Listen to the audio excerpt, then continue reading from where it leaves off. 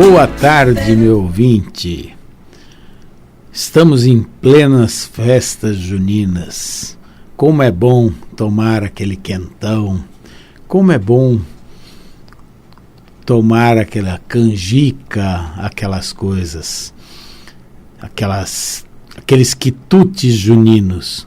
E hoje nós vamos falar sobre os quitutes dentro da medicina chinesa. O que nós vamos dar uma continuação? Lembram-se que nós paramos nos vegetais. Então vamos continuar com os vegetais e vamos falar mais algumas coisas dentro da medicina chinesa, bem entendido, e que são úteis na culinária. Existe um problema que atinge a grande porcentagem dos brasileiros, chamado hipertensão arterial sistêmica. Então, vocês sabem, é popularmente conhecido como pressão alta. Existe um cogumelo que todos vocês já devem conhecer hoje em dia. Antigamente não era muito conhecido, mas hoje em dia já é bem conhecido, chamado shiitake.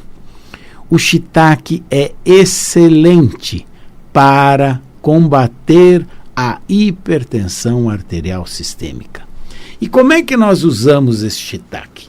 Não é o shiitake que se cozinha e coloca na carne, no risoto, não. É o shiitake seco. O shiitake seco, quando você rala o shiitake e põe o pó em meio copo de água, mistura e toma, ele tem uma grande ação anti-hipertensiva. E não vai espolhar potássio, não vai te dar problema diurético, não vai poder nada. Então, usem shiitake ralado para hipertensão arterial. Uma outra coisa que muito boa dentro da medicina chinesa, mas que pouca gente conhece, é um espinafre japonês. Esse espinafre, ele é diferente do nosso espinafre. O nosso espinafre é muito rico, inclusive em potássio. Ele é muito bom para evitar cãibras, etc. Mas o espinafre japonês, chamado Horenso, cru, ele é venenoso, diferente do nosso espinafre que nós podemos comer cru na salada. O Horenso não pode ser ingerido cru. O Horenso tem que ferver pelo menos uns 5 minutos cozinhando, e pode-se comer com shoyu ou como quiser. Mas o Horenso, ele é muito bom para as pessoas que estão com anemia, porque o Horenso produz células sanguíneas, ajuda na produção de células sanguíneas. Então, pessoas que estão debilitadas, com câncer, com insuficiência renal, que estão com anemia, lembrem-se, falem para utilizarem Horenso. Existe uma outra frutinha que parece uma ameixa, mas não é, na realidade, uma ameixa. Ela chama-se umeboshi. O umeboshi é um misto de salgado com amargo, com azedo, mas ele tem um poder tão grande de cura, mas tão grande, que se todos soubessem, todos comeriam umeboshi todos os dias. E não precisa muito, basta 1 a 2 umeboshis por dia. O que ele faz? Primeiro, ele é excelente para diabetes. Então, diabéticos usam muito o umeboshi e diminui a taxa de açúcar no sangue. Verde ele não pode ser comido, hein? Ele é venenoso tal qual o Horenso. Ele tem uma ação antisséptica, ou seja, ele evita processos infecciosos. Ele tem uma característica muito boa porque, além da diabetes, ele é anticancerígeno. Inclusive, o umeboshi, ele é indicado para todos os pacientes que estão em uso de quimioterápicos ou seja, fazendo o tratamento contra câncer, e radioterapia. Ele tira a negatividade da quimioterapia e da radioterapia. Então o umeboshi é indicado para todo ser humano porque ele melhora tudo. Ele melhora diabetes, ele melhora câncer, ele tem ação contra infecções, ele melhora a imunidade. E aquelas pessoas que gostam de beber um pouco a mais de álcool, ele evita ressaca também. Aquele mal-estar que dá depois de ingerir o álcool, ele evita esse mal-estar. E ainda a folha do umeboshi, se a pessoa quiser, também evita gastrite. Então ele tonifica o estômago. Então ele é muito utilizado, mas isso a folha, não a fruta. A fruta umeboshi é indicação absoluta para todos os pacientes que porventura tenham câncer, que porventura façam uso de quimioterapia, de radioterapia e que sejam diabéticos. Então, ele é muito bom para evitar essas patologias no futuro. Existe uma outra verdurinha que é semelhante à salsa, chamado mitsuba. Mitsuba. Ele é ótimo para usar na diarreia do inverno, diferente da outra que nós falamos do feijão azul e vermelho, que é na diarreia de verão. Esse é usado na diarreia por frio. E ele tem uma característica, o mitsuba, muito interessante, porque ele seda o espírito, ele acalma. Então ele é muito indicado para aquelas crianças agitadas e que não irritadas e que não conseguem dormir à noite. Indique para sua amiga, sua prima, seu amigo, seu primo, seu cunhado, mitsuba. Ele pode ser comido cru, ele pode ser colocado numa sopa ou ele pode ser feito como chá. E ele é muito bom também para as pessoas que tenham o intestino preso. Mas o principal efeito dele é acalmar crianças. É impressionante o que ele ajuda para acalmar crianças. Uma outra raiz interessante é a bardana. Bardana também chamado nos restaurantes japoneses de gobo. O gobo, ele limpa o sangue. Ele age no estômago e no intestino grosso. E ele tem uma grande característica. Ele elimina gases. Então as pessoas que tenham retenção de gases, usem e abusem de bardana. Obviamente que num primeiro momento eles irão eliminar todos os gases, mas é muito bom para quem tem essa retenção de gases, fica distendido, com distensão abdominal, com timpanismo abdominal, é muito bom. Você limpa a bardana como se fosse a cenoura, você raspa a bardana e cozinha a bardana e come ela cozida. Excelente para eliminar gases. Agora nós vamos numa outra raiz que é muito conhecida, chama-se raiz de lótus. Talvez vocês já tenham visto, quando vocês fatiam, ele parece que ele é dividido como se tivessem quartos, compartimentos dentro dele. A raiz de lótus é excelente para a energia do baço pâncreas. E também ele é muito bom para limpeza de inchaços dos vasos e é o melhor tônico sexual que existe. Tanto é que ele é cultuado como um tônico sexual. Já já nós vamos falar sobre outras coisas que são usadas como tônicos sexuais e a raiz de lótus é uma delas. A flor de lótus não. A flor de lótus ajuda muito o coração e também ajuda muito a emagrecer.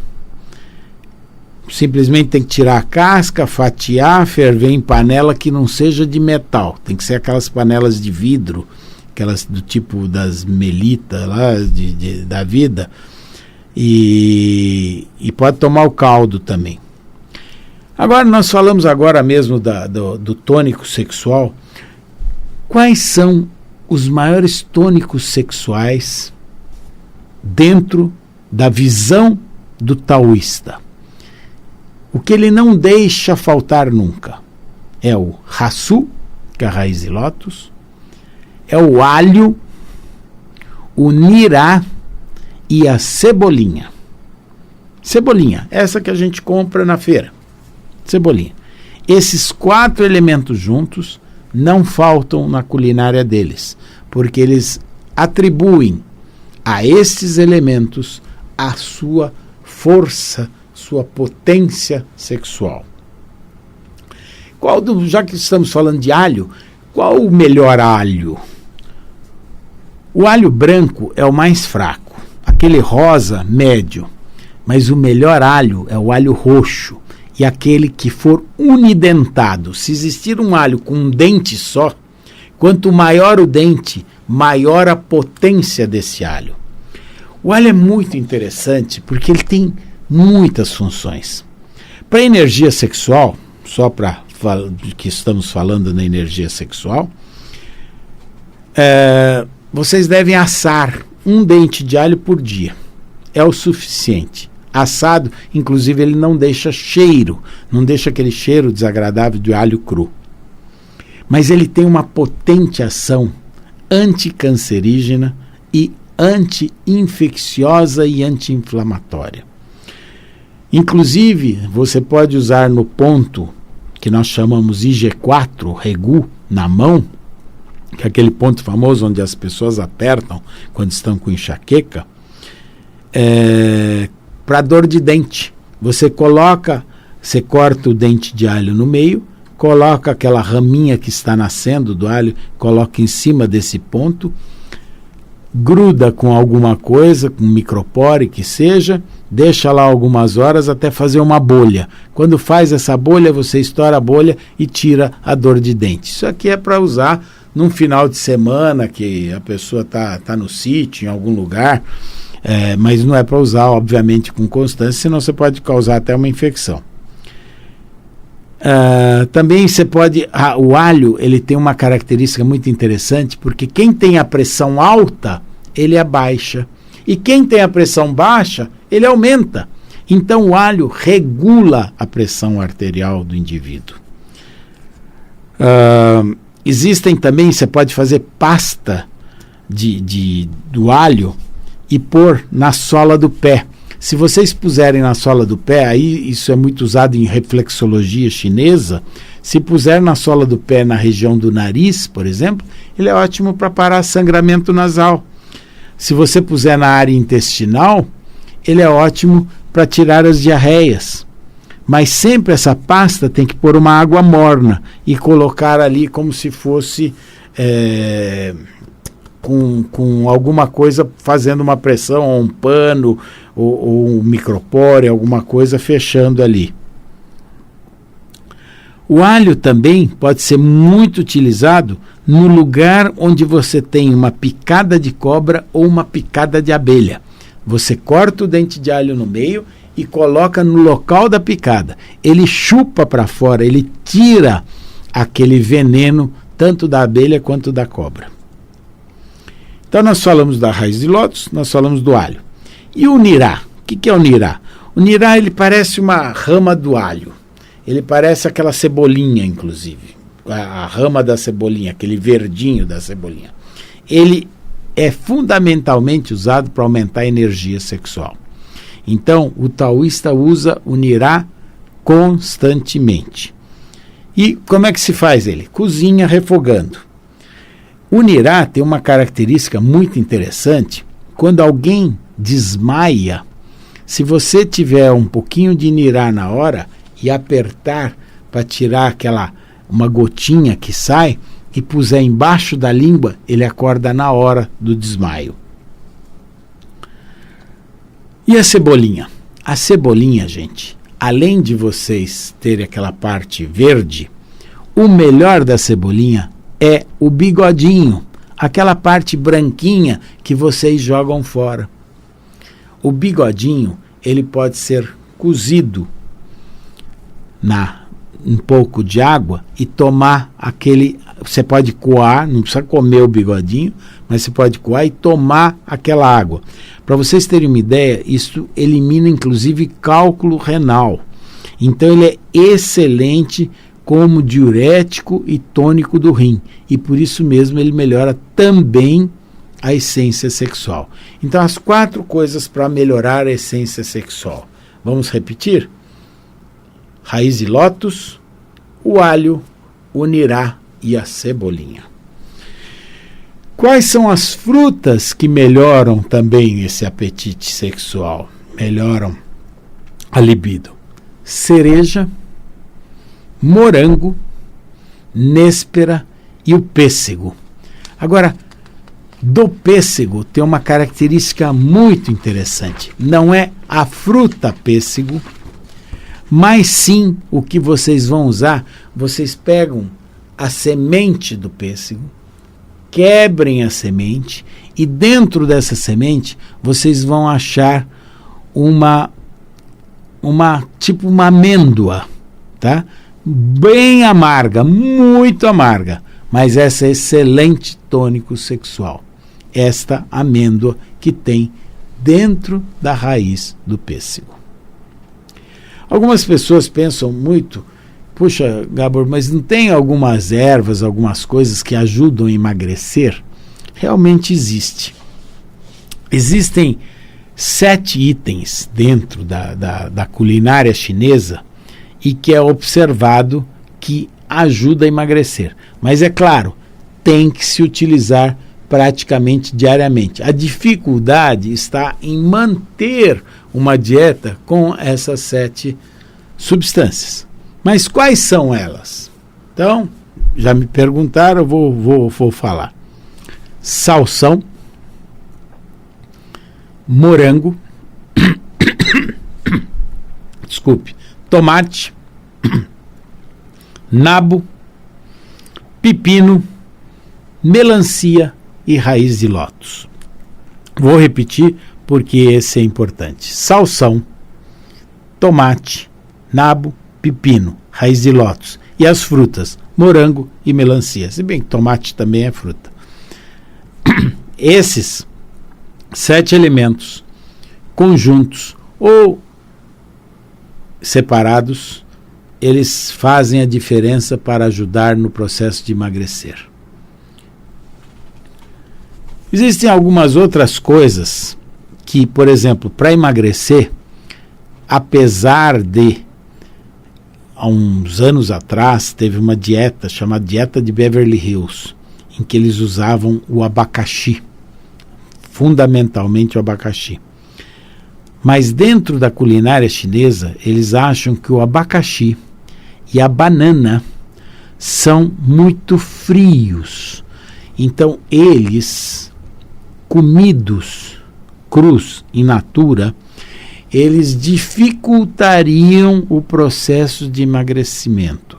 Eles não estão dizendo que não vai emagrecer nem nada, mas dificulta. Já se você cozinhar a banana e cozinhar o abacaxi, eles podem ajudar no emagrecimento.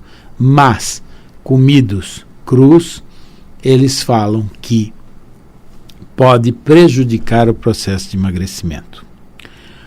Um animal muito utilizado, uma carne muito utilizada dentro da culinária chinesa é a carne de peixe. Mas qual peixe? A carpa. Vocês já devem ter visto que existem até aquários de carpas em restaurantes chineses. E eles usam muito a carpa. E eles até cozinham a carpa no vapor. A carpa, ela tem uma capacidade muito grande de tonificar o fígado das pessoas. E também tonifica o rim. Então, aquelas pessoas que estão extremamente inchadas, esse inchaço generalizado, que nós chamamos de anasarca, está muito indicado se alimentarem de carpa. A carpa também, a carne da carpa, é muito boa para inflamação testicular e uretra. Então, todas as vias de eliminação do rim. É um tônico sexual também. E atenção para mulheres grávidas, elas só comem carpa com gengibre, porque para evitar abortamento. Vejam que interessante, que característica interessante. Então, as mulheres grávidas lá na China não comem carne de carpa sem gengibre. Existem, obviamente, várias outras coisas que nós podemos citar, mas agora eu vou fazer só um apanhadinho final. Mas antes eu queria dar um pequeno alô, porque me perguntaram também sobre acne, para que eu repetisse uma dica que eu andei dando. A acne é um processo inflamatório que dá, em geral, no rosto dos jovens adolescentes, e nós temos pontos locais que a gente realiza, além de fazer os pontos da imunidade, do fígado, e fazer os pontos do pulmão, que está ligado à pele. Mas o que a gente usa para acne é moyashi, que é o broto de feijão, com melancia. Então vocês de manhã cedo façam um suco de melancia, aí depois de coado vocês coloquem o moyashi, que é aquele broto de feijão cru, põem dentro do liquidificador, batam, coam novamente e aí toma o suco em jejum.